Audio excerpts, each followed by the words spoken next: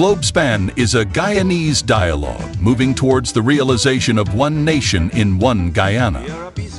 It's a platform that offers an all-inclusive discussion with the pros, the cons, the ones that have taken a side, and the ones that stand in the middle. Globespan believes agreeing and disagreeing are part of the nation building.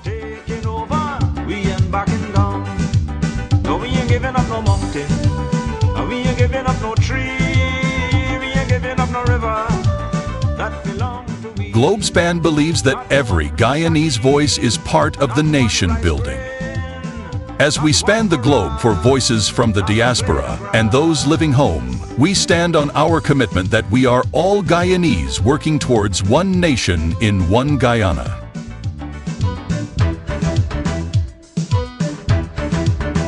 This land is our land now. As the world turns on its axis, bringing changes, we as Guyanese must adapt to those changes for a better Guyana for all. Globespan stands on its axis with its belief that one nation, one Guyana, one destiny must include voices from all corners of Guyana.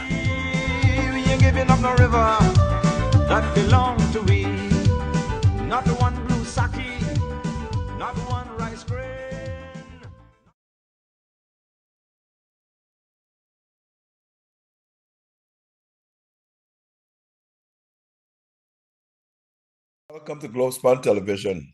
We at Globespan here, we span the globe. We broadcast in Guyana, in the Caribbean, and all around the world, in diasporas and everything else. Because Globespan believes that all voices should be heard. And it also believes in one Guyana, one people, one destiny. It offers an all-inclusive format and discussion on all issues: political, economic, social, religious, health, etc., etc. So you're in for a good treat tonight, because I have tonight with me Dr. Winston Felix. He's an economist. I have Mr. Roop Narayan.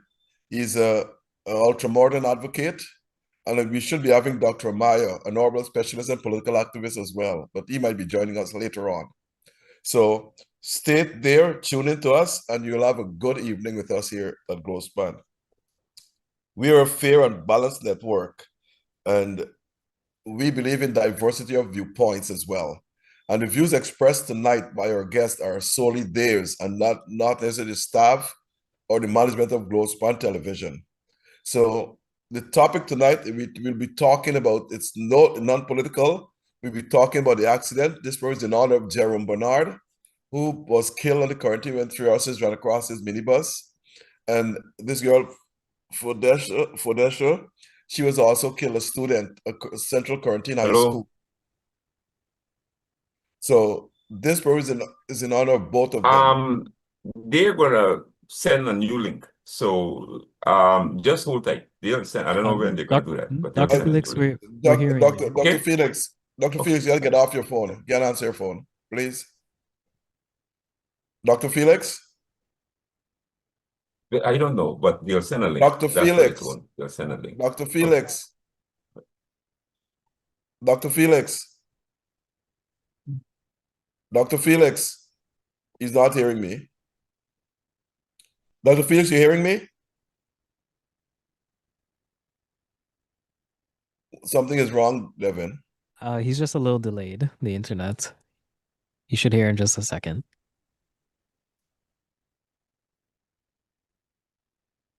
Dr. Felix?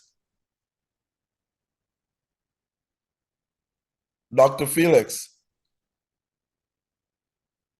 I'll call and find out in the meantime, Dr. Rose. Okay, so at this point in time, we would like to be having a little technical difficulties. We're not hearing Dr. Winston Felix. So I will start with Mr. Leland Roop Narayan. Mr. Roop Narayan, you have written extensively about traffic accidents, type of license being granted to people without sitting exams and all sort of stuff. In other words, it's all about bribery and so forth. Now, let's talk about animals on the road. And this is all throughout Guyana.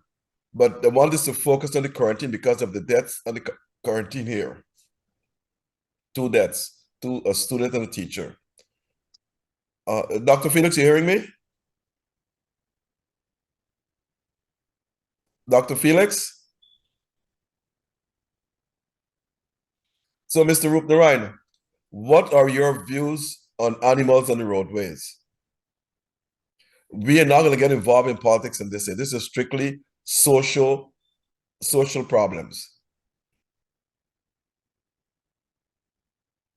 Well, to all our viewers here, welcome to the program.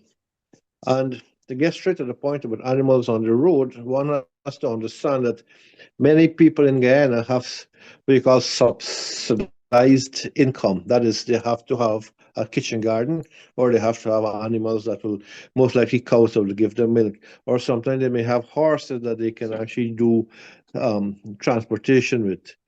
The issue with animals on the road is that, first of all, there should be adequate grazing within the confines of the people's yard, and there must be acreage allocated for animals to graze.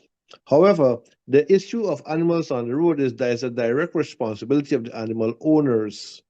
And almost every month there is a fatality on the road based on because of animals running across the road, and animals not being seen on the road and being hit by vehicles.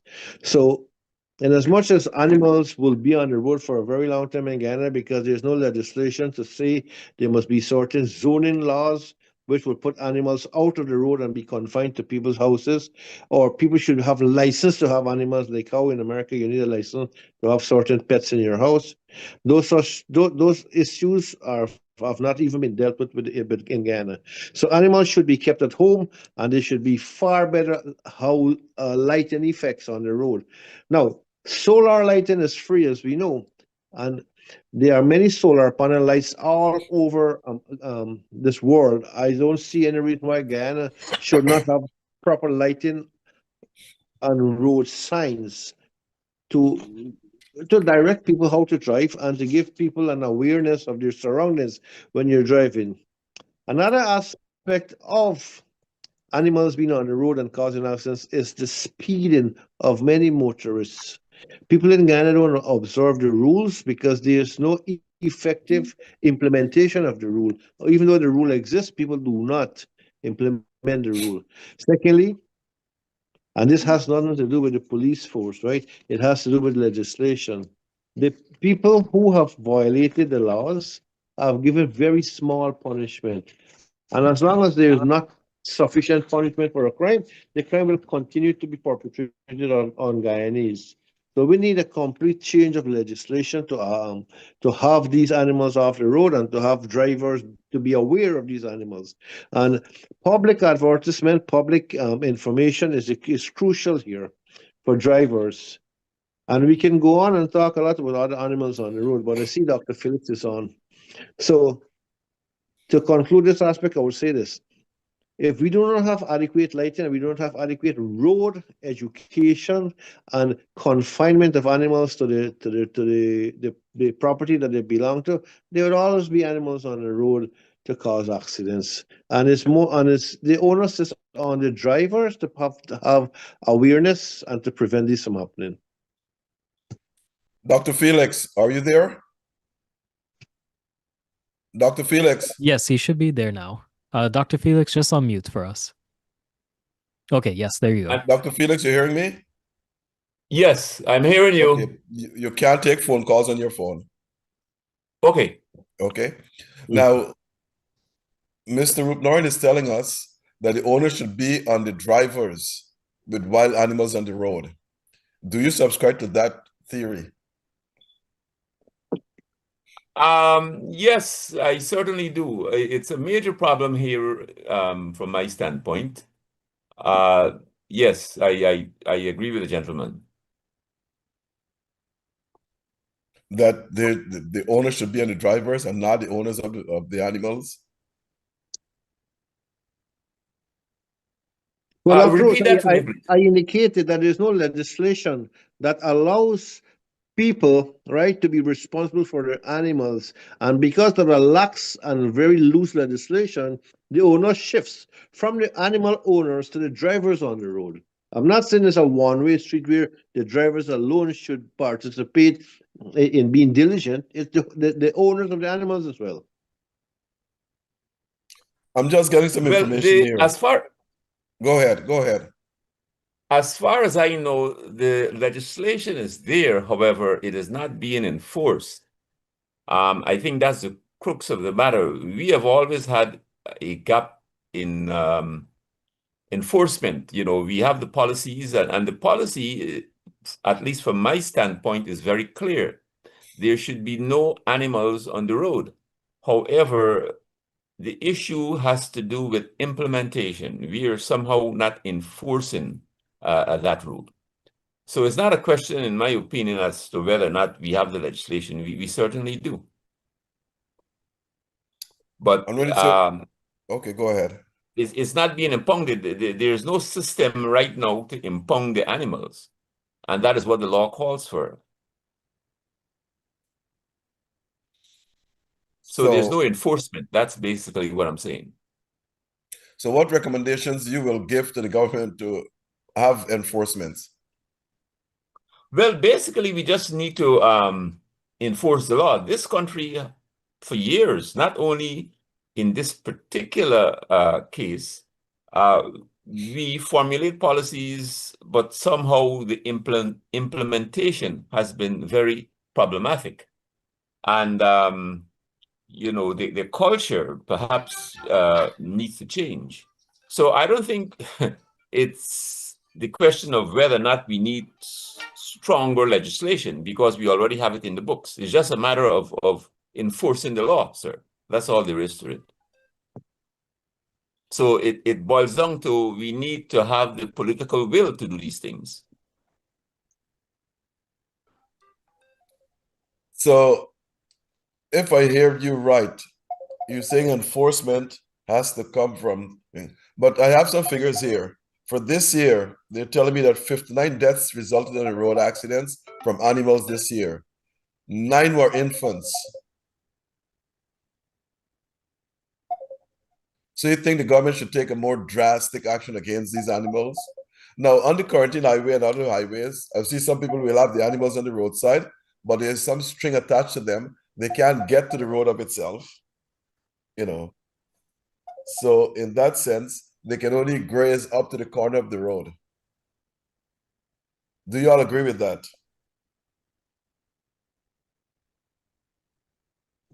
Well, animals need no food and animals need water. So if you tie an animal and provide food and water for the animal, there's no need for the animal to stray away on the road. But it's a carelessness and lack of responsibility of the animal owners that's caused these animals to get loose. If some of them are already loose, and to get onto the roads.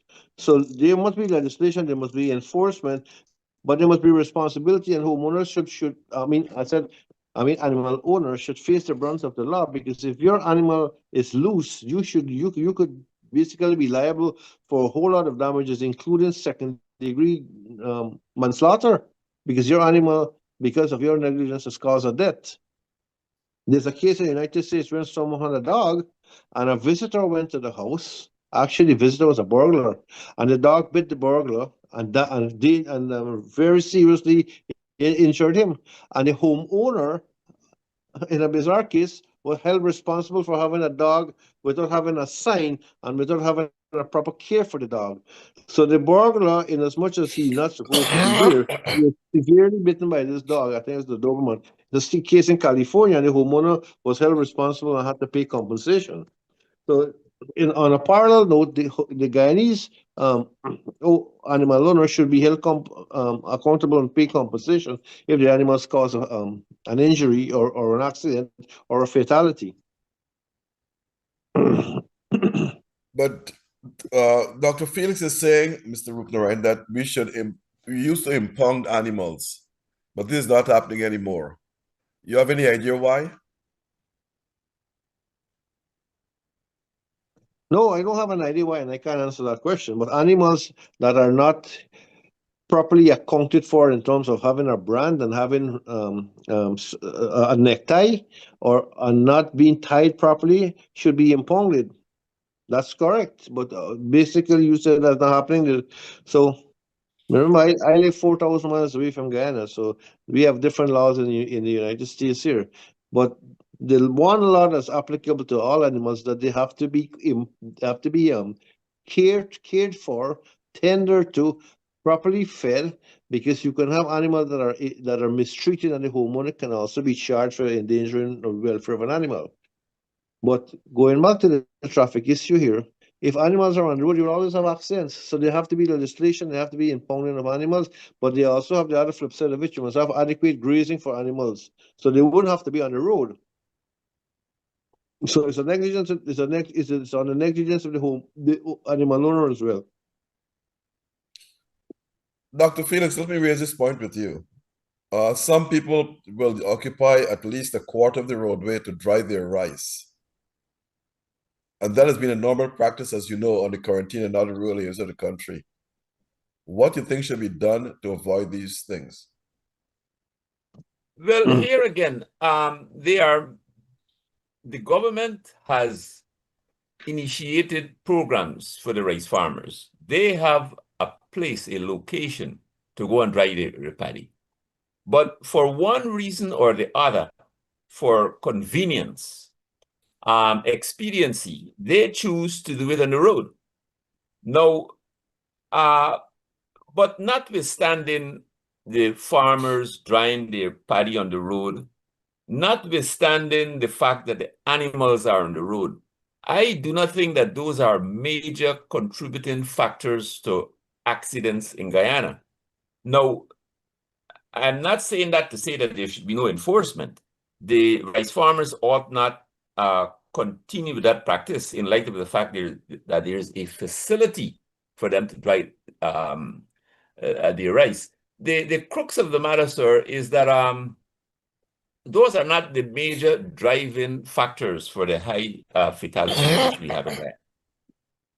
So I would not place a lot of emphasis on those factors. I want this program to be like a problem-solving program. So how do we get rid of animals from the roadside? Period. Mr. Rupnarai. Well, the only way to get rid of animals on the road is to get rid of the animals. Well, nothing difficult about that. Well, one of the ways to get rid of the animals, I can recall in 2020, I don't think that the local authorities issued any permits for these people who would normally go about the place and remove the animals. I don't think any permits were issued, although basically I'm not aware of it. So the local authorities need to do that, provide these animal catchers with a permit. I know of several people who was in that business and their permits were not renewed. So that's a practical thing that the local authorities can do. And when I say the local authorities, I'm talking about the NDC, the Neighborhood Democratic Council. They are the ones who will ultimately have to take the lead in ensuring that the permit is issued. They have not, to my knowledge, doing that. So the problem remains, with respect to animals being on the road. The animal catchers, it's a regulated business, and they know how to do it. They gather the animals, they take it to the station within a certain period of time. But as I indicated before, they must have a permit to do that. When we talk about animals on the road, we talk about cows, horses, donkeys, and so forth, huge animals, not dogs, because you can hit a dog and you don't have any problems with just your car will have some minor dents or something, or a cat. But should you, Mr. Rupnarai, a driver driving and an animal comes across him, should he swerve Should he go on his brakes? Should he hit the animal head on? What's your recommendation? It all has to do with the driver's skill set and reaction time. And most of the time when you see an animal on the road, the first thing you do, you instinctively hit the brakes. Second thing is you swerve, and sometimes by swerving, you swerve into a trench, into a post, or into the oncoming part of another vehicle. So in totality, animals can cause fatalities on the road at any given time, even even during the day, because an animal is on the road and suddenly the animal darts across the road and you have no time to hit your brakes. You hit the animal head on, and then you get a serious injury to yourself and to your vehicle. So it is more of an individual aspect of how you want to handle an animal suddenly crossing the road, or you see an animal in the night, what you should do. Yeah, listen, let me get back to you, Mr. Rupnaran. You have driven in Guyana for a number of years. Have you ever run across or hit the animal or whatever it is? You ever had an accident with an animal? In Guyana? No. No? No. Mr. Felix? No, I have not been in that situation. And that drives me to my main point. I don't think that the animals on the road or the encumbrances which we are talking about, such as the farmers drying their paddy on the street, are the major driving forces to this whole business of road fatalities in Guyana. I don't think that those are the major contributing factors, sir. I will give you all an example on an experience I had. I was coming from Skellen a late night, coming down towards the Amsterdam. And I saw the street lights were not that bright. And I saw some image on the road. I said, what is this? But as I put on my bright lights, I saw horses were sitting on the road, lying on the road. And I had to went on my brakes and drive around the horses. They will not get up. They will not move. They sat there and watched me drive around them. So my point is this. Those horses, I should be able to call the police or somebody. They should come there and impound those horses and charge the owners a huge sum of money so those horses will not be on the roadways anymore. I wasn't driving fast, but someone driving fast would run into those horses for sure. So that's the closest I came to hitting an animal in Guyana. That's the closest. Okay, let's turn to something else. Vehicles parked on the roadways. We'll come back to animals later on. Mr. Rupnaran, as you know, there are lots of trucks parked on the Linden Eye, Suzdike Highway, a number of other highways, Quarantine, East Coast, East Bank, and so forth. And sometimes those trucks, they edged on the parapet of the road, and a driver could be squeezed and probably hit one of those trucks. Because they're not proper flashers at the back to indicate that this is a parked vehicle. Now, Mr. Rupnaran, you've written about these things here. Tell us what you think should be done with those trucks and how far they should park away from the roadside. Well, I've written extensively on this, and I even gave to two ministers, including the former Minister of Home Affairs, Mr. Cameron Ramjatan, a really detailed synopsis of how you can alleviate road accidents, and no one seems to want to implement anything. I think when you give someone in the PPP some documents, you have to be a member of the PPP for them to listen to you and accept what you say. I guess if your house is on fire and you want to throw water, you have to be a PPP fireman to throw water on some PPP member house. That's the mentality we have in Guyana, and it's sad to see the whole country is wrecked by that. I indicated that trucks should never even be parked on the edge of the road. They should have shoulders where there should be parking for vehicles, specific areas designed for parking.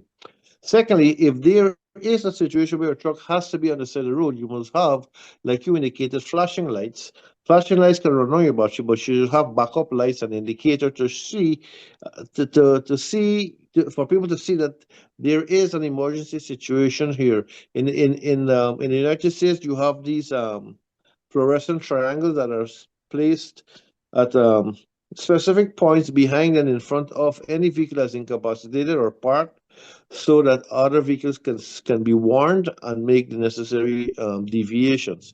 Secondly, the idea of trucks being parked on the road is simply because there is not enough parking and driving space for vehicles on the road. Guyana's roads have outlived their usefulness. And the same thing I wrote about Guyana's water supply. The Guyana's water supply is horrendous and is outlived. It has outlived its usefulness, and you need secondary, you need backup. So you need backup roads, and the Guyana roads are in a horrible state, both in terms of the maintenance of the road and in terms of the amount of roads you have and the width of the road. Because in order for you to overtake a vehicle, you need at least a third lane.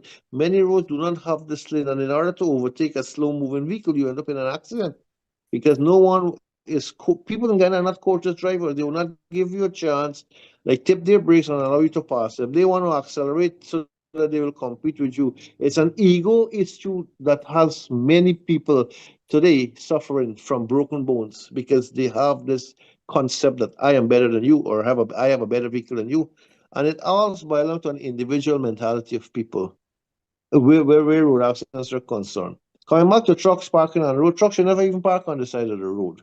And these heavy laden trucks are a disaster. And it's just a matter of time before you have what you call a 20 car pileup, because the conditions of driving in Ghana are very hazardous, especially when rainfall and especially when you're driving in the night, because there's no adequate spill off, drain off for water on the roads. In the capital city, that's a daily issue. In terms of the width of the road, Ghana has a lot of land. We have 83,000 square miles, with a population of 800,000. That's been the same since independence.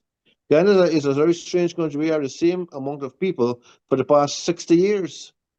Yet you have a lot more vehicles coming in per capita, but you don't have the concomitant roads to support that. So expansion of roads in terms of more wider roads, in terms of lengthier roads, in terms of getting to places differently from within the city, these are all concepts that the government should be looking at. Well, we can talk a lot about roads and parking, but Ghana has a very bad road safety culture, road driving culture, and that's the cause of a lot of accidents. Not the roads itself, not the parking of trucks on the road, but the culture of driving that's caused so much accidents in that country. Mr. Felix, you have anything to add to that? Yes, I certainly will share that view. It's the culture we need to change. Now, I need to note one thing, and that is, over the years, although we have not quantified it, and maybe we could collect some baseline data on it, but the number of animals on the road have been reduced considerably. But we can do some research on that. However, the encumbrances on the road by the parked vehicles, there has been a substantial increase in that, partially because of the fact that the number of vehicles, registered vehicles, has increased substantially. So the encumbrance on the road, the parked vehicles, the trucks, that is increasingly a major problem. And it has to do with the culture, the lack of that lack of safety. The safety culture is just not there. Our consciousness of safety is not there. And the enforcement mechanisms which I spoke about is just not there either. It is difficult for, it seems to me, to ticket a rice farmer in Guyana as opposed to ticketing a common person. The rice farmers park their vehicles anywhere without any kind of, without impunity. So we need to move away from that culture. So that is where we are. But there has been a substantial increase, as I indicated before, in the number of parked vehicles and a decrease in the number of animals in the roads. But we could certainly quantify these things and make sure that we have our stats correct. Okay, we'll take a break, folks. Don't go anywhere. Stay tuned to Globespan Television here in New York. So we go off on a break for at least 1.5 to 2 minutes. Okay, thanks. Oil is transforming Guyana, and the entire Caribbean is watching. But beneath the promise of prosperity lies a deeper risk, the rising threat of climate change. Oil and Climate Change in Guyana's Wet Neighborhood explores this high-stakes intersection of economics, politics, and the environment.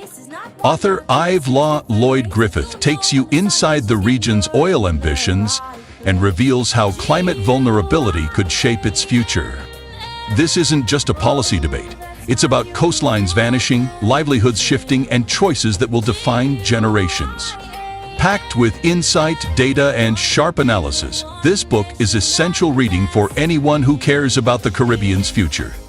Are we on a path to progress or peril? Dive into the story that affects us all. Oil and Climate Change in Guyana's Wet Neighborhood by Yves Lloyd Griffith.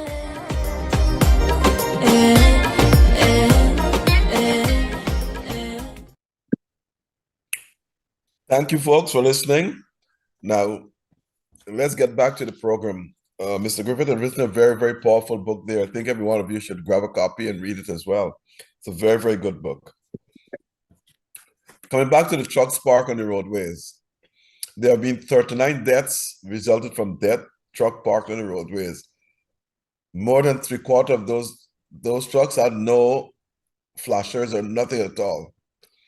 And most of the deaths occurred on the Linden-Suzdek Highway because we know that area is very, very foggy. Now, my question to you, the two of you gentlemen, there should be stiffer penalties on these truck drivers, and they should park at least 15 feet from the edge of the roadway or 10 feet from the edge of the roadway. What you all think? Mr. Rupner, what do you think? What I think? Let me tell you first of all why legislation will be slow in coming.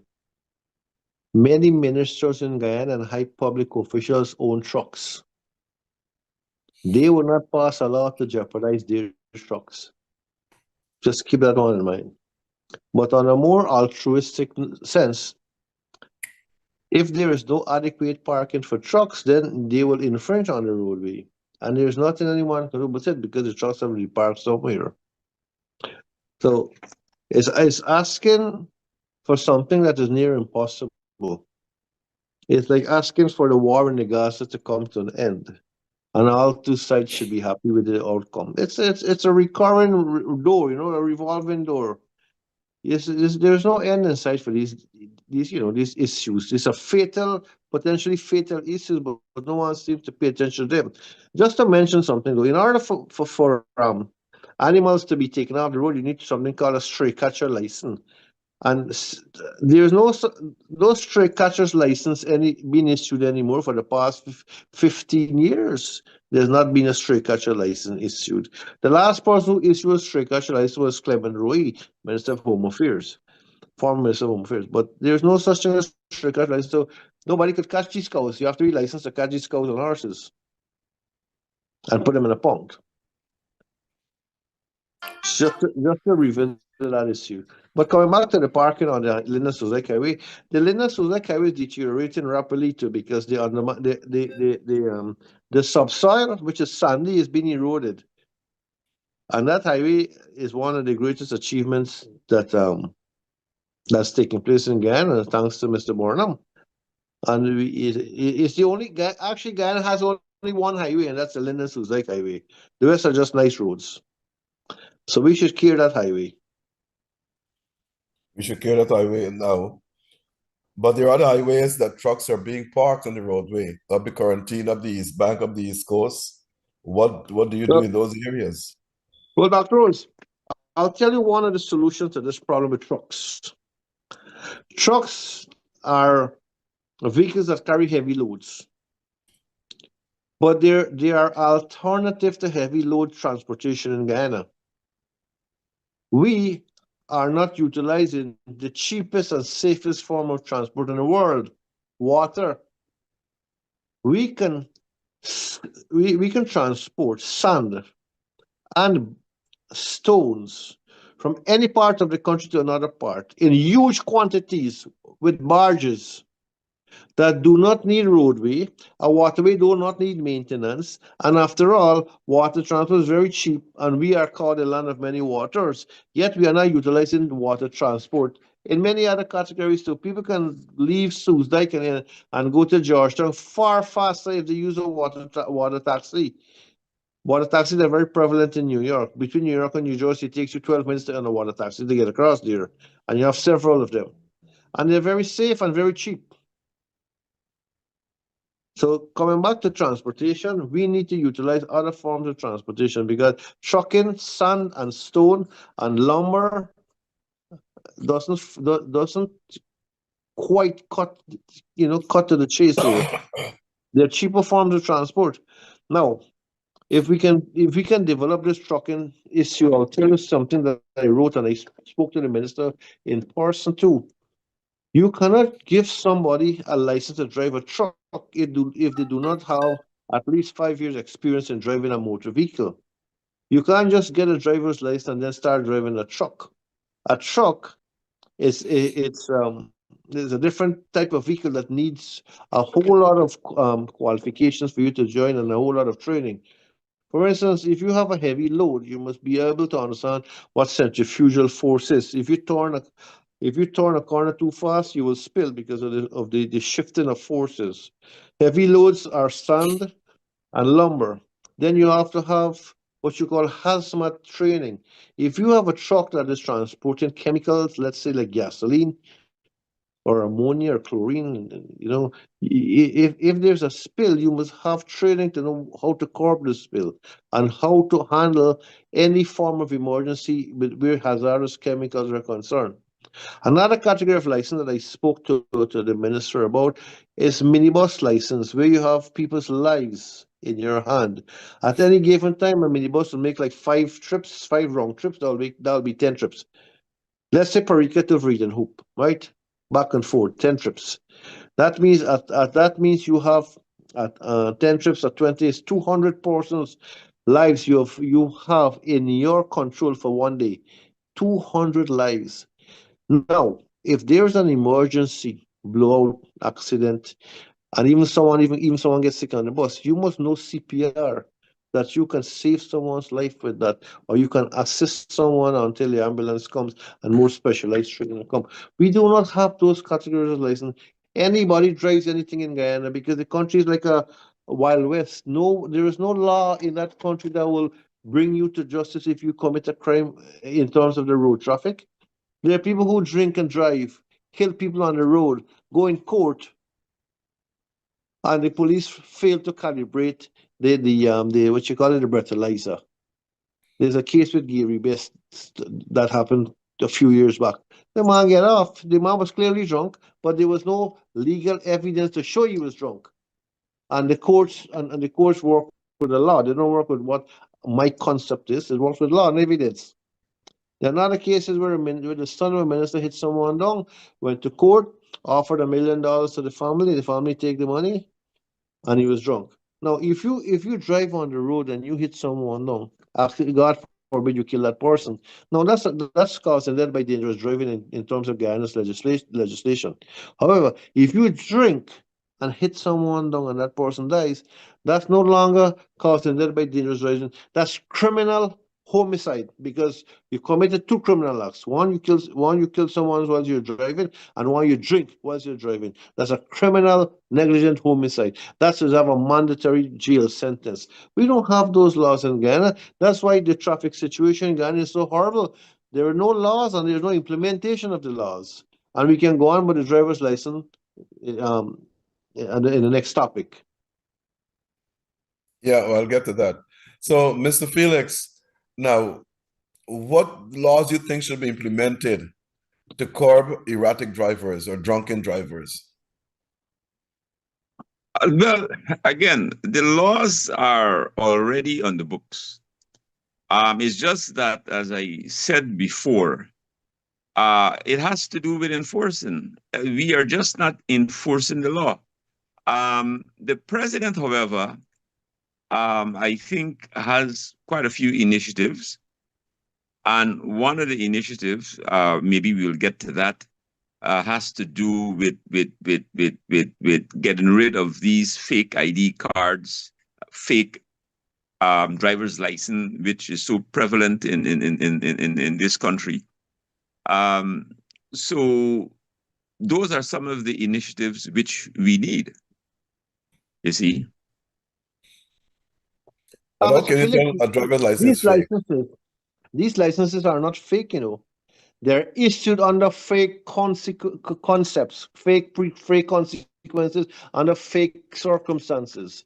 They're genuine licenses, but the fake comes in when you didn't apply for a license and you didn't write the theory and you didn't do a road test. That's where the fake is. Licenses are genuine. And suddenly the president has an epiphany. All who have fake driver's license, please turn them in. Is this guy for real? Please turn in and surrender your fake driver's licenses. That means half the people in Ghana would have to be submitting their licenses. By January, I think it's January 26th. Yeah, they have a grace period. Do you see any such concept coming to fruition here? This is a most idiotic concept. It's like saying, but I think it's a good beginning, though, to tell drivers that if you did not write the exam, did not write the test, then you're deemed unauthorized to drive, and you should turn your license over and then follow the normal route, go and write the exam, go and do the road test, and if you pass, you'll get the license officially. But Dr. Rose, this man has been in office 6 years now. What does he have, an epiphany? An epiphany, a sudden a burst of mental intellect and energy to say to people all of a sudden you wake up one morning, all of you who have licenses that you don't get through normal channels, turn in your licenses. You know, it's a comical thing because you will have many ministers, children, and relatives involved in this turning in of their licenses as well too. That's a culture of Guyana. Everything in Guyana has a price, including driver's licenses. As we all know, is who you know.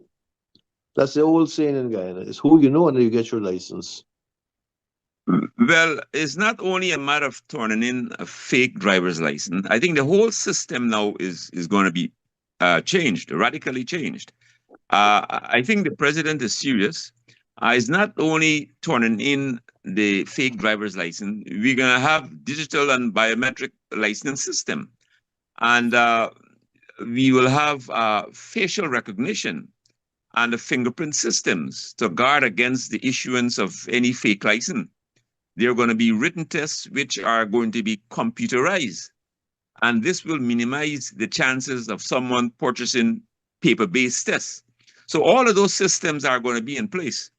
The important thing is that there is a grace period now. So all of these people who are outstanding in terms of not following the system, they eventually would have to comply.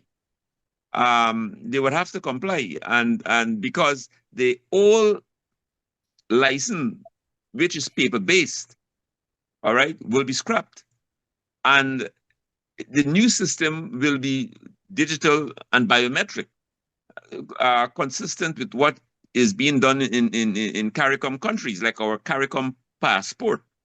So it's an entirely new system which is being introduced. So for those people who think that they can get away with this, they're making a big mistake. Yeah, that's what that is my perception of what is going on here now. So I think that we could say goodbye to a lot of the fake licensing on the streets, which I think is a major problem that we have, the fake license. So I think we are making progress. But how do we do that, though? Give us the process. Well, as the president pointed out, they'll have until, I think, January, there's a date in January, I think the 26th, to really get into the system. In other words, if they do not have a valid license, and many of them do not have a valid license, they need to apply for a valid license. They need to take the test, which will be... What is the valid license? Explain that. The person obtained a license, how? And is not valid. Well, I'm not sure as to the authorities know the difference between a license which is valid and a license which is not valid. They can simply look into the system and determine if a license is valid or is not valid. So the authorities would know the difference. And based on the reports is that most of the licenses out there are not valid. So the people with the fake license now have an opportunity to come clean, which I think is a good thing. And many of them would be able to get into the system legally because GRA would be able to reconcile their records. Some people have taken the written test, some have not. Some have taken the road test, and vice versa. Some have not. So it will be in the records. Those who have taken those are in the records. Theory.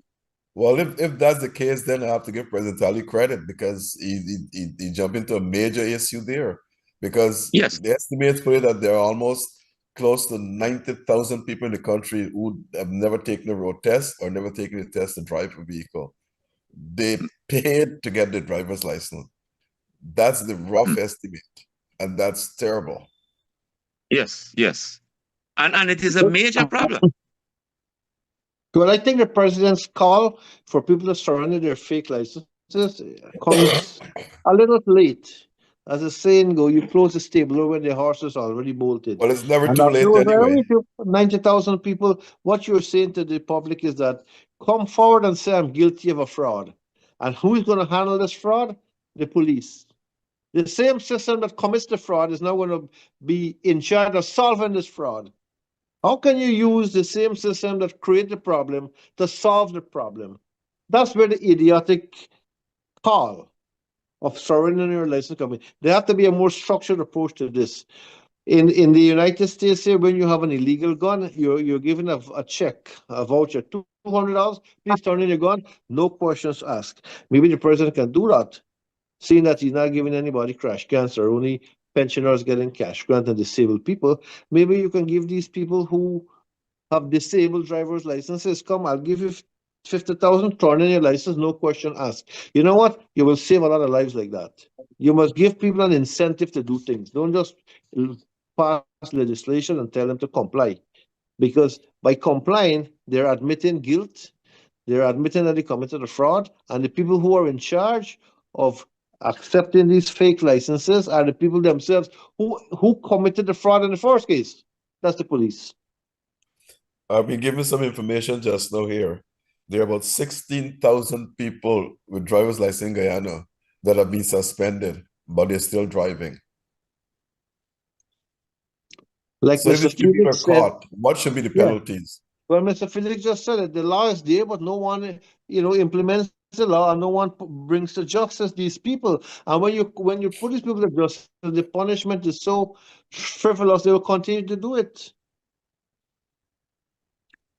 Well, let's look at it like this. They have until the 20th, a grace period. We can call it a grace period. It is a grace period for them to come into compliance, which I think, and that in itself is an incentive. There would be no punitive measures during this period of time. And they now have an opportunity to come to the table clean and redeem themselves. Now, with the introduction of new technology, gentlemen, what is going to happen is that the fake license are all going to be invalid. So these people with the fake license need to be educated. They are invalid and you cannot use it anymore. So if you want to drive on the road, you would need to have a valid license.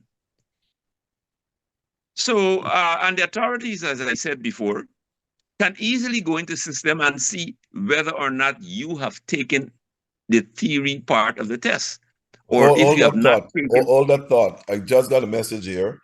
A number of police officers who issue these licenses for payment, they have written a test on behalf of these individuals and have passed the test and signal road tests and everything else. So if a lot of police officers have done this, how would we know who is illegal and have a illegal license? It may not be all the police officers who have done this, but it says some of them. Some of them, okay. Now, the new licensing system, which this new initiative will take care of all of that. It's going to be biometric, which includes facial recognition, and all of those systems will be in place. So all that system will go, that old system is going to be obsolete. So the people who think that they can beat the system, it is just not going to work. Our licensing will be consistent with what is used in the most developed countries in the world. Okay. So that is listen. Let's not get ahead of ourselves here. We Guyanese people will be given driver's licenses, right, with the biometrics in it, and the digital card, we call digital chip in the license. But that's way ahead. What will happen in the interim when these people surrender their license? Well, they depend on driving to get to work or drop their children to school, or maybe some of them are essentially minimalist drivers who depend on driving for a living. What provisions will the government introduce in the interim to provide for these people? You have to think this thing out to the end. You don't just make a legislation and say, let's do this. You have to cater for the contingencies too. And that's something we all have to think about, right, Mr. Felix? What will happen when these people surrender their license? They will need a license at some point in time to get back on their feet. So how long is it going to take for them to get a real authentic license through the regular legal channels? That's the main issue here. We don't know. None of us know that. But the president did make a good suggestion: surrender your license. But he has to think this through to the end. So that's what I say to surrender your license. Anyway, I was telling the audience tonight about different categories of licensing. Now understand this too. If all accidents are avoidable on the road, all of them, almost all accidents are avoidable on the road. But when you have youngsters who have 1 year driving experience driving a minibus, that's totally illegal. And not only illegal in terms of talking legislation, it's putting people's lives in danger too, because you don't have the experience to deal with passengers and deal with CPR and other issues that may turn up as a driver in charge of and responsible for people's life. That's why I say you need 5 years experience to get a commercial license. And commercial license will mean transporting hazardous chemicals, heavy loads, and passengers, which is CPR. Now, there are many issues in driving course that I don't even know if the Guyanese authorities ever consider it. One of the courses that I did, I have a commercial driver's license.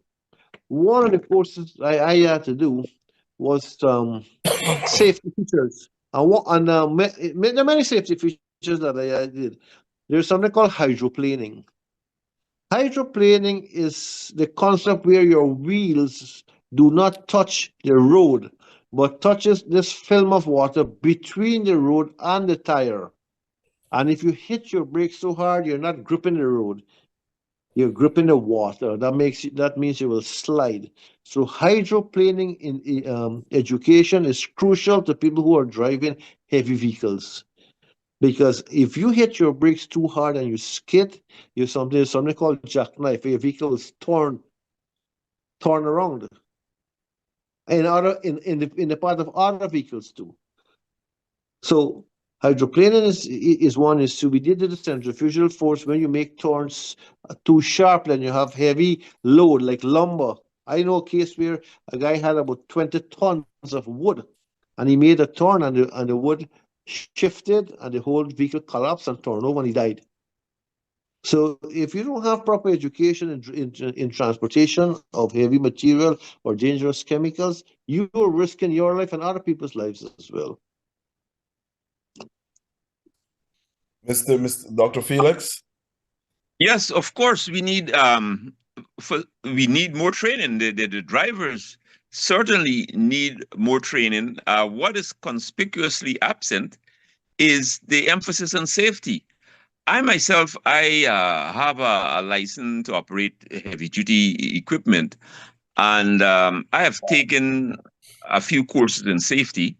But to my surprise, quite a few of the drivers out there are operating heavy-duty equipment and driving these large trucks, and they have not taken any courses in safety, and they take it for granted.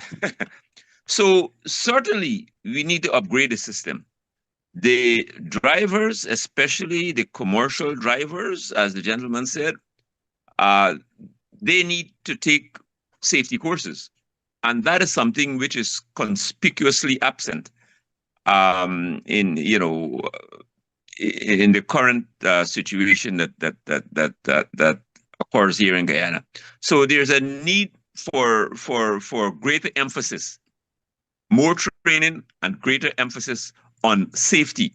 And the age, no one should be receiving any commercial driver's license below the age of 25.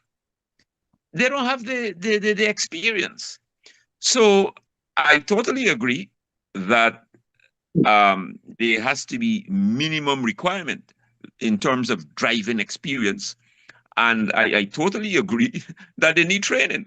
And we just don't have that system in place.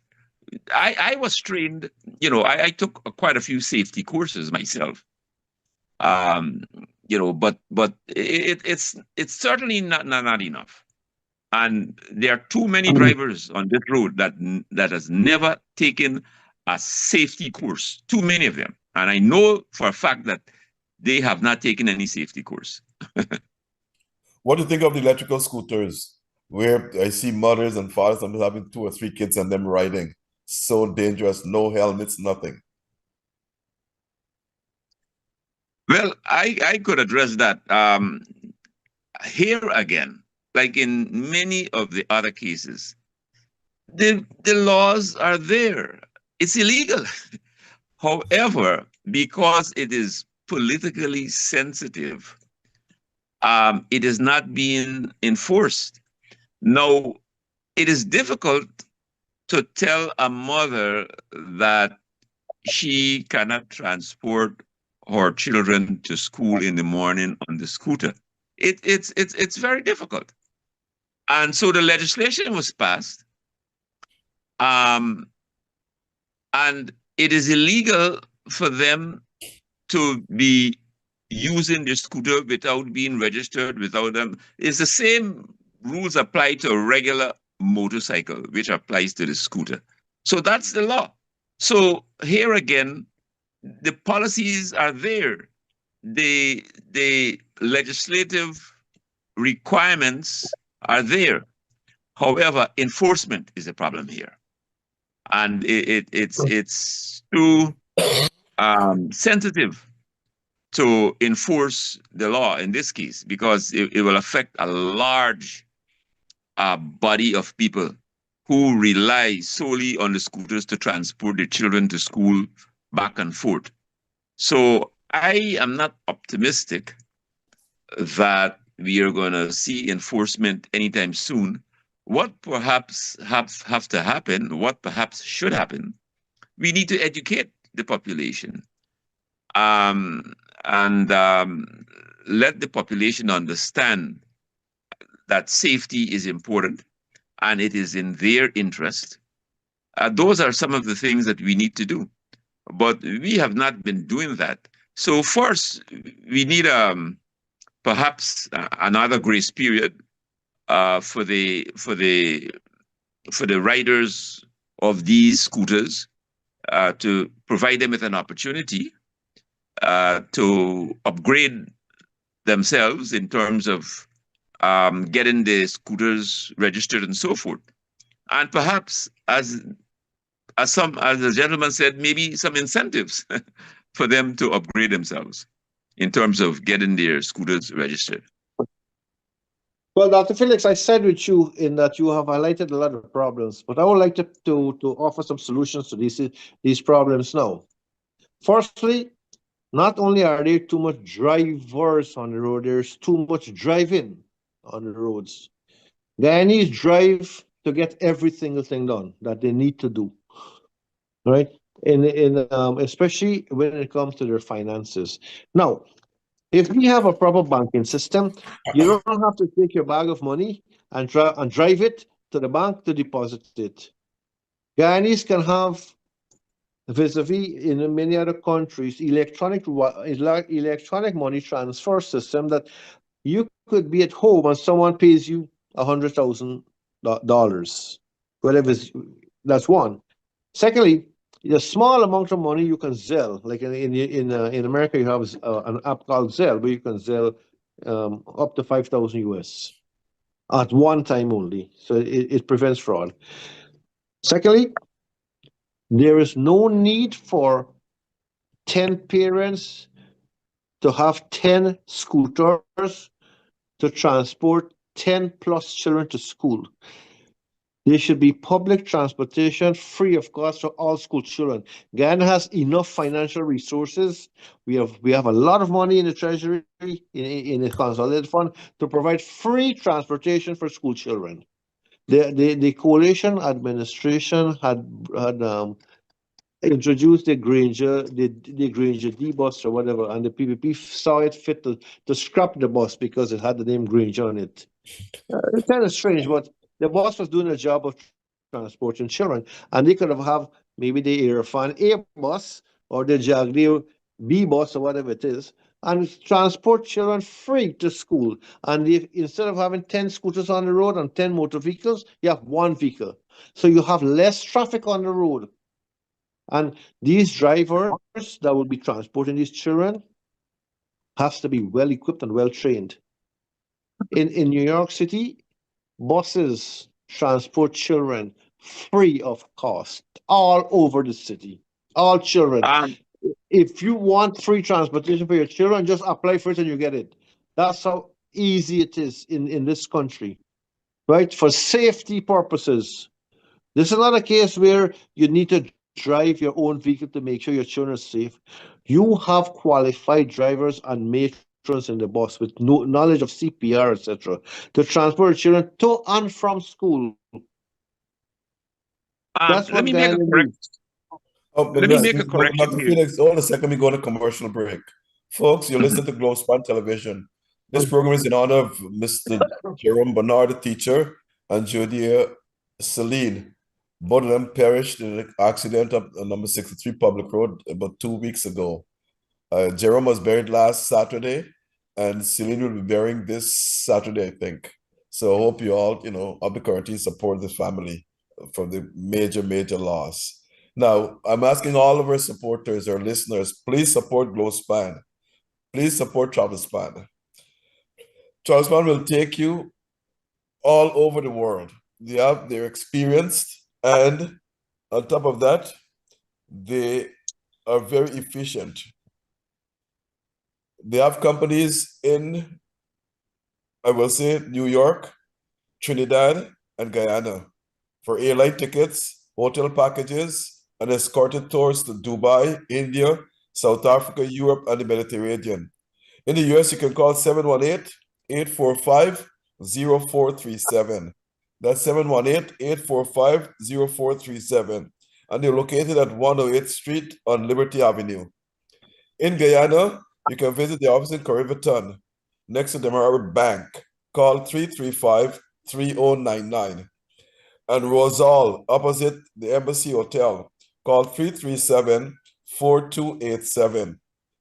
And Georgetown, on the North Road between Camp and Wellington Street, not far from the cathedral, you can call 227-1701. And in Trinidad, in Chagunas and Val Park, you can call 665-3383. For all your traveling needs, forget about you booking tickets and so forth. Globespan staff will do it for you. They'll take all the stress away from you. You just tell them where you want to go, what hotel you want to stay in, and they will get the job done. Also, I want to talk about All for One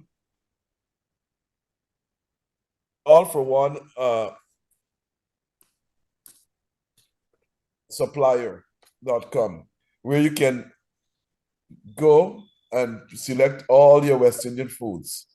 Allfromonesupplier.com. They have roti, they have fish, curry, spices, meat, etc. EBT credit cards and debit cards are accepted. Located in 108 Liberty Avenue, Richmond Hill. Please call them at 718-551-3292. That's for allforonesupplier.com. You can go there and order all your West Indian dishes. Thank you for listening, and I hope you supply our two main sponsors. Now back to you, Dr. Felix. What were you going to say? No, it's a correction here, sir. The government did not scrap the transportation system. In fact, what it did, it expanded it. It upgraded the transportation system. The buses are still there. The buses still provide transportation to the students. But for whatever the reasons, some students do not use public transportation because maybe they are late in terms of catching the buses. Perhaps they choose to, for whatever reason, use private transportation. But my point is that transportation is being provided to students in Guyana. And that program has, as I said, expanded. Yes. So students do have public transportation here in Guyana. That's very good to hear. All across the country? I would not say that it is universal in terms of being all over the country, but at least in Region 6, I'm in Region 6. And I can say definitively that the vast majority of the students in Region 6 have access to public transportation, sir. Great. Great news. Mr. Rupnarayan, you from Region 3, you can say the same thing? Well, the schools are far apart in Region 3, so there is a lot of transportation that's needed for children to go from even because the secondary school and the elementary schools, are spaced out. So you do need the buses to transport children in and around the Region 3 area. But a lot of Region 3 children go to school in Georgetown, and that's where a major issue takes place because you have to go over the bridge. And now going over the bridge, it's a nice sight. The bridge is beautiful. Thanks to the government, we have a very beautiful bridge. The time to get from, let's say, Lenora to Queen's College is horrible. So what do you need to do? You need like an indicator or a water taxi where you can simply go join a water taxi, which is in a very poor condition, even though it exists. It exists in a kind of sketchy, flimsy manner. When you go to Hoop and then you go onto the speedboat and you go across to Georgetown. That service can be improved. It needs to be improved because people go there in that boat. They're not very clean boat. The life jackets are not very clean. I travel there. I can tell you. I'm from Lenore. And they need an upgrade, but the time saved there instead of using the bridge is very, very commendable. Now, I'll say a couple of things that people will talk about driving before the program closes. I want to mention something. State advertisements are very crucial in informing people and educating people about the consequences of driving under the influence of alcohol or driving with fake licenses, etc. There's an ad in New York City that simply says, it's a 10-second ad, be careful how you drive. Buzzed driving is drunk driving. Save a life. It's simple, 10 seconds. That's what it means. If you drink 2 beers and you get a little buzz, it means you're getting slightly intoxicated, which means you're on the way to call to be a drunk driver. So buzz driving is drunk driving. And there's a next ad that says, how much alcohol should you drink to be a safe driver? Someone will say 2 beers, someone will say 1 glass of wine, someone will say 1 shot of liquor. The answer, 0. That's a nice ad to put on your TV at every 2 hours you put it on national television. So it will resonate to the population, and the population will benefit from that. I don't know who forms policies for the PPP and the previous government as well. I don't know who formulates policies in terms of alleviation of poverty and alleviation of people's health and improving people's driving education. Education on the whole, but on our topic is about traffic today. We will focus on traffic education. Ghana has very poor traffic education. Traffic signals, signs, and road markings need to be improved. They're very sketchy. They're very archaic. We need more functioning traffic signs, signals, and road markings, and better road lighting. And I indicated solar energy is available for free. You could light up the entire Georgetown with solar energy. And that's one of the main criteria to prevent road accidents. Clarity of vision. So I hope President Ali and his cohorts look into that. That's something far more important to Guyanese people than trying to extradite somebody. Okay. Now, we're coming to the end of the program. I got this dry cough. I don't know where the hell it came from. Anyway, let's go back to our thing, wrapping up. Give me a wrap-up scenario about wild animals on the road. What should we do with them? Final scenario, your views. Basically, we need to, the local authorities, the people at the level of the neighborhood democratic council, they need to facilitate these animal catchers. They need to issue a permit to them within their jurisdiction and let them do their job. And that is what needs to happen. Now, you impound, these people know what to do. They impound the animals and they take it to the station. Tom, Dick, and Harry cannot do that. You have to have a permit to do this. So they just need to do their job, the local authorities. Basically, that's what needs to happen. Mr. Roopnarayan, your take. This is a simple question with a whole lot of solutions. Animals on the road should be non-existent if you want a safe driving environment. So there should be no animals on the road. Therefore, our people should have their animals tied in their residence, and any such animal that's found on the road should be impounded, and the homeowner should face a serious penalty. However, there is no such thing as a stray catcher license that is in existence. So you cannot arbitrarily catch someone's animal and take them to a pound without being licensed to do that. So here's the conundrum. Where do we start? We have to start by issuing stray catcher's license and just have a cup pound for them.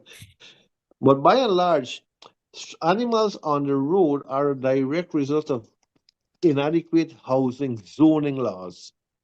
Zoning laws. You see, and I can talk from the point of view of being a New Yorker. You can't have a cow in your yard. I can't have a cow in my yard. It's because it's a residential area. It's not zoned for mixed use farm and residential area, as many other farming communities are. So there should never be animals in certain areas in the country. But we have come from the culture of post-colonialism, where a lot of people, especially Indian people, need to have a few cows and a few fowls and ducks to make life easier and to subsidize their income. But we are entering a modern era, and we need modern laws. If we are an oil producing nation that's close to 1 million barrels of oil per day, man, we can do better than this.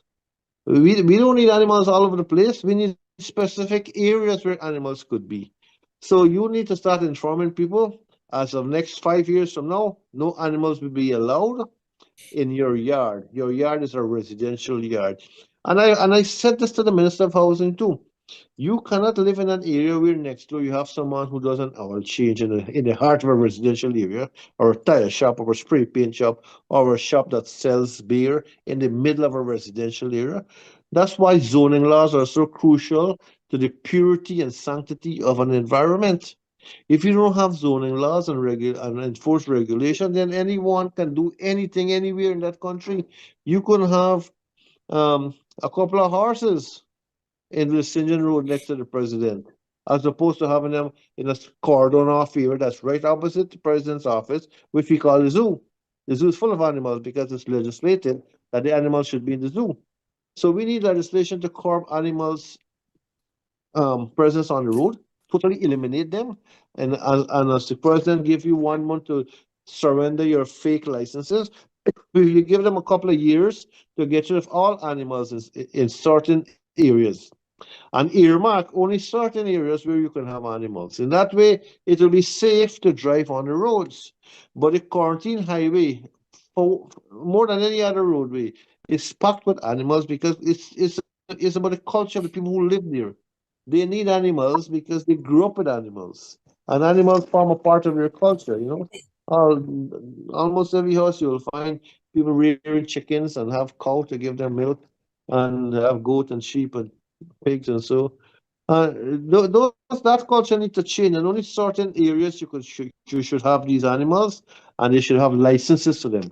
That's the word, license. If you're gonna rear animals, you need licenses. For instance, if you have more than 10 chicken, that means you're doing commercial business, or 20 chickens. So I mean that's for the people of Guyana and the lawmakers of Guyana to decide. But you need to be licensed, so we will know exactly where your animals are and how safety measures can be implemented, because you will be visited regularly by the sanitation department, the housing department, whatever department you need, just to keep a check to make sure. We're not going to a communist state here where we will spy on you, but we will make sure your animals are safe and the people on the roads are safe from your animals who will not escape. Don't you both of you think that we should have special areas designated for animals to graze and not on the roadways? Of Oh yeah, course, we need definitely. to have to zone, as the gentleman said. And we lapse in this department for a very, very long time. And I haven't seen any government directive to change the situation. But that is what is needed. We need more zoning laws here in this country, and that situation needs to change because it's not getting any better. But having said that, again, we could do some baseline data on this entire situation, and you would find that the number of animals on the road has been decreasing. But as I said, more research needs to be done on this, you see. But the animals, at least in Region 6, where I am, has been decreasing. And in Demerara too, Region 4, Region 5, and I traverse the area very frequently. And I find that there's been a decrease, a substantial decrease in the number of animals on the road. So that needs to be pointed out. So we are making progress in terms of removing the animals from the road, but you will still find animals on the road. Okay, the next topic, vehicles parked on the roadways. There should be a lot of vehicles and there are a lot of street side mechanics as well. There should be a lot of vehicles should be at least about 10 feet from the road, edge of the road, parked. In other words, trucks should have designated areas where they can go and park the vehicles. And if they have to stretch and walk home or whatever it is, but you just can't park vehicles on the road. I travel a lot on the quarantine and I see these vehicles on the edge. If I don't, spot them fast, you run into them. So I'm saying that these vehicles should be given designated areas at least 10 feet away from the closest roadway. What do you guys think? Well, yes, I of guess course. No, go ahead, Mr. Felix. Yeah, of course that needs to happen. And in this case, I think there's been an increase in the number of vehicles parked on the road close to the streets also. So that situation has gotten worse in terms of vehicles being parked on the road. Unlike the animals, there's been a decrease, but there's been an increase in the number of vehicles parked on the road. Mr. Rupnarayan? Well, let me draw our viewers' attention to a country called Japan. In order to buy a car in Japan, you have to prove to the authorities you have a place to park it. It's a law in Japan. Or they don't sell you the car. You have to show you have a place to park it. Maybe we should look at that parallel. In as much as we don't want it to be so drastic, we should look at something parallel to that in Ghana, because you cannot have a truck and then park it on the road. And another thing, trucks are commercial vehicles. There must be certain areas where non-commercial vehicles and commercial vehicles can park. Separate areas, that is. Because in many parts of the United States, you cannot park a commercial vehicle on the road after 9 o'clock in the night. Let me repeat. In many parts of the United States, you cannot have a commercial vehicle parked after 9 in the night. That's the law that Ghana needs to implement. So people will have to put their vehicle up in a designated garage or parking spot. Now, they cannot be on the roads. Just remember this, a vehicle cannot be parked on the road if it is a commercial vehicle. You must have, or else you get a ticket for it. And the ticket here is $250, $250 US. So that's something to look at. And in regards to specific parking areas, we need certain points of a road to be expanded, because you can't expand the whole road and expect people to park there. So let's say like every mile you give them a 10 feet by a 200 feet, so trucks can park there. You can even sleep there too if your truck is so well equipped. Because in many container haulers in the United States, there's something called designated truck stops, where you could go there and have dinner and sleep and have a shower or whatever. It's a designated truck shop. You'll find hundreds of trucks there. Well, the most popular one will be in Virginia, which is somewhere halfway between Florida and New York. But moving forward now, another reason why there's so many accidents on the road regarding parked vehicles is because you don't see the vehicles. And not only trucks you can't see, but there are heaps of sand also that people can't see, because sand should never be transported as a loose material in the back of a truck. Sand should be transported in huge containers, much like how you have rice transported in rice bags. Well, you can have a sandbag, maybe about a 5-ton bag. I've seen rice being transported into the hull of a ship, and it is hooked onto a crane, and it's a 2-handle big huge bag, something like a shopping bag, but it's 100 times larger. That's the point I'm trying to make, and of course it'll be far stronger. That's how you transport sand, and then you would leave it at the side of the road, not encumbering traffic, but at the side of the road, and you should have markings on it, fluorescent markings, so any driver will see there is something there, and avoid going in that direction. We don't have those laws in Guyana. There's sand, heaps of sand, loose sand all over the place. The sand will fly into your house, it will fly into your eyes if you walk near, and the sun will wash away into the earth when rains fall, and then you don't see the sun, and you drive right into a pile of sand. That, you damage your vehicle, and at times you can even get serious injuries. So Guyana Driver's has a license. far way to go in implementing traffic laws. That's a Okay. crucial part of any developing economy. Traffic laws, not only Sure. criminal laws and housing laws and other forms of legislation, but traffic laws too, because traffic laws embrace every aspect of life in that country. And as I indicated, not only are there too many drivers, there's too much driving. People have to drive to go to the hospital far away when you could have a simple hospital close by. Unless it's extremely serious medical attention you need, then you go to a Okay. specialist hospital, right? Our banking What about system can driver's be improved, license? so we don't need to drive to the bank with a bag of money. What should be done to curb errand drivers, drunk drivers, and people who forge to get driver's permits and so forth? Quickly, what should be done? Well, drunk driving is a worldwide phenomenon. But if the authorities are very serious about drunk driving, of course, drunk driving leads to more to homicide on the road.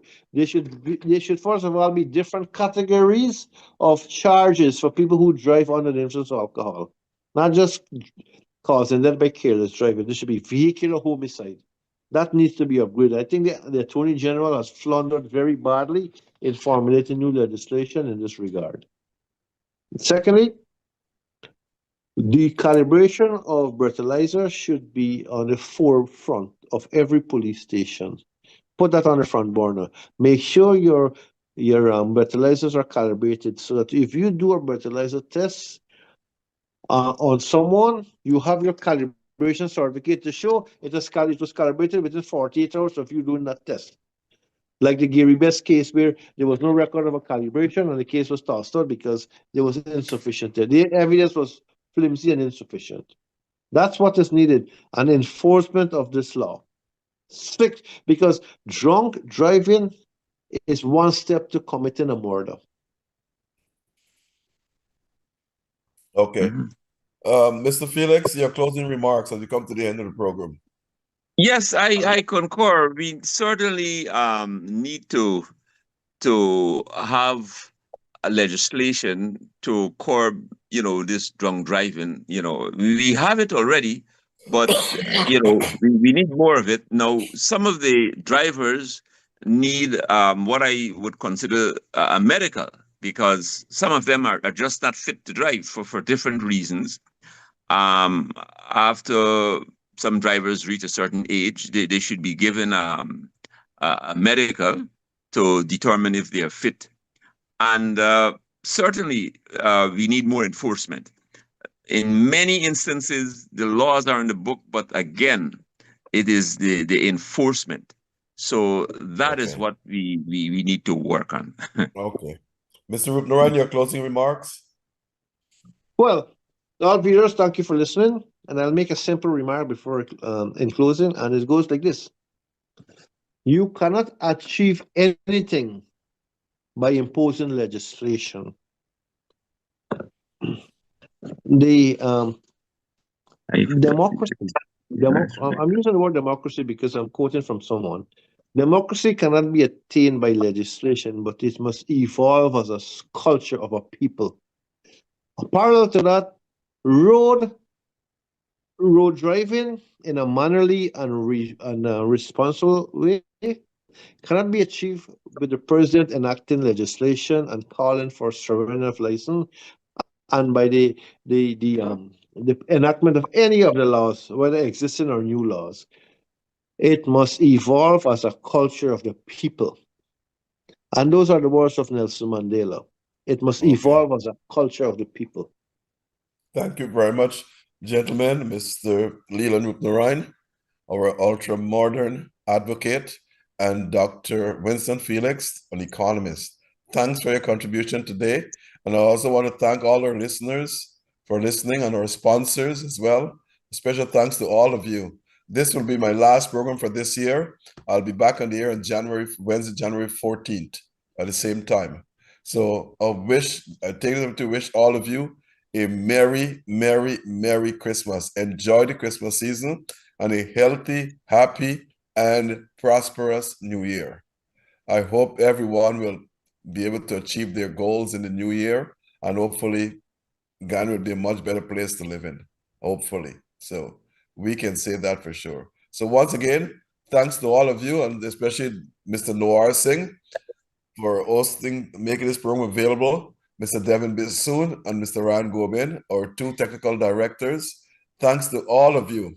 Thank you very much, and have a pleasant rest of the evening and the rest of the evening. Thank you very much. Thank you. Thank you. Guys, don't go any place. I'll talk to you after we get off the air.